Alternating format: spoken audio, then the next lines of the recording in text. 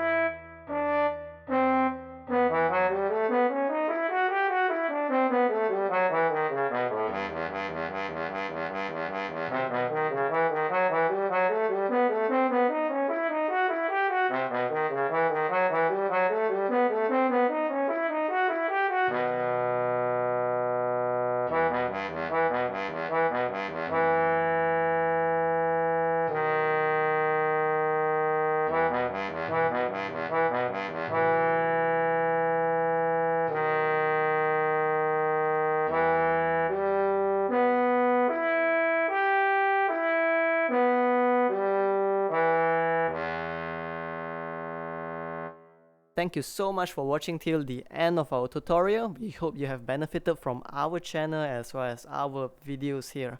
If what we do here has been helpful to you thus far, please help us or support us by pledging to our Patreon, or you could just support us by liking, commenting down below as well as sharing our videos.